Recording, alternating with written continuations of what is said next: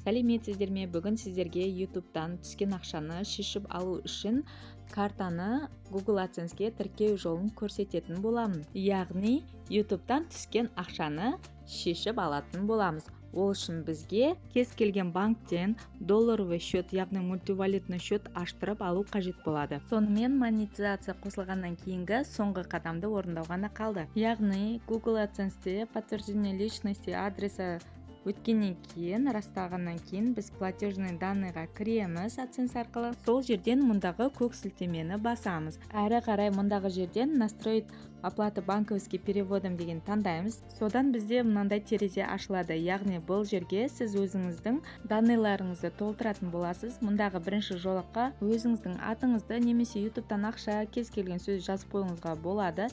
Әрі қарай владелец дегенде банковский картаның сыртында қалай аты жөніңіз жазылып тұр, дәл солай жазасыз. Әрі қарай банк атын жазасыз, яғни қай банктен аштыңыз, Каспий болса Каспий, Халық банк болса Халық банк деп жазасыз. Сосын ең маңыздысы бұл жерде Swift. Осы жерде қатесіз дұрыстап толық жазыңыз, себебі бұл сіздің код сияқты ғой, долларовый счеттің коды сияқты.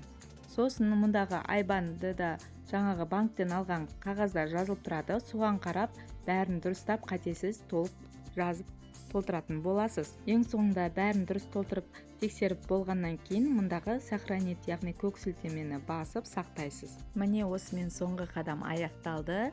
YouTube'дан ақша тауып бай болуыңызға тілектеспін. Алу беру балансын сақтап, менің каналыма тіркеліп, лайк басып, достарыңызбен бөлісіп, сұрақтарыңыз болса комментарияға жазуды ұмытпаңыздар. YouTube каналымдағы тағы басқа пайдалы видеоларды көруге кеңес беремін.